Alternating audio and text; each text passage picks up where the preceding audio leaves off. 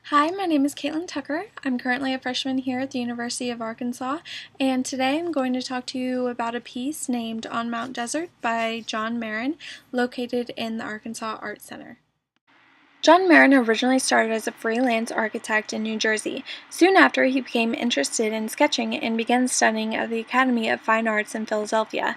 After he finished his education, he traveled across the world working as a sketcher with watercolor and pastel pieces. Eventually, Marin would return to New Jersey for the fall and winters, but he spent most of his summers in Maine and on the coast of Maine, where he drew his inspiration from. On Mount Desert was influenced by a boat trip to Mount Desert Island in Maine. Marin was known for his idea that seeing was repetition of glances and that his paintings created an image from the eye of many lookings. He was also known for his expressive power that stimulated the essence of the place or moment he was in.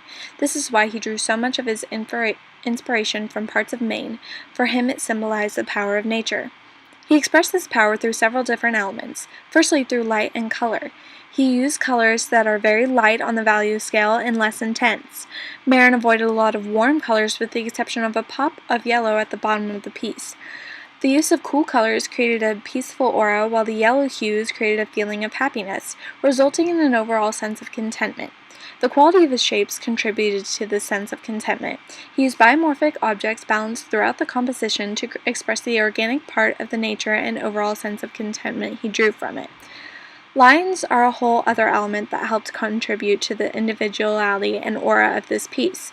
Marin used delicate, chaotic brushstrokes which created relaxed, wavy lines. These lines are also very thin, thus making the piece look delicate and peaceful. He overlapped these layers of lines and brushstrokes to create shadows and shading. However, the artist did not use much shading. The painting has no attempt at three-dimensionality. When using the biographical approach to analyze John Marin's style, there are a few things that can be noted. Marin was originally an architect, and much of his early work reflected this part of his life.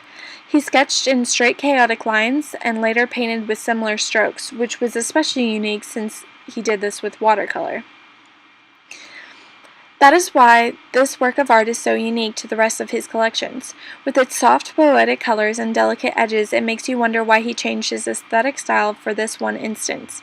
But like John Marin himself said in his book, Selected Writings of John Marin, there's the daisy. You don't rave or read messages into it, you just look at that bully little flower. Isn't that enough? He believed in indulging himself in the view he was seeing and painting just that. The fact that this painting is so different from the others most likely means the view gave him a different experience. However, all his paintings and sketches were part of a huge movement called Impressionism. Impressionism is defined by Dictionary.com as characterized by a concern with depicting the visual impression of the moment, especially in terms of shifting effect of light and color. John Marin's paintings are just this. He took a landscape and turned it into an impression of the ambiance he got from what he saw.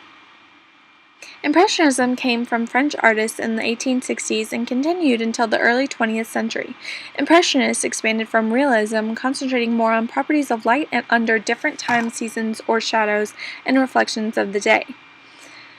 One of the most influential Impressionists was Claude Monet. His style resembles Marin's with the soft colors and blurred forms.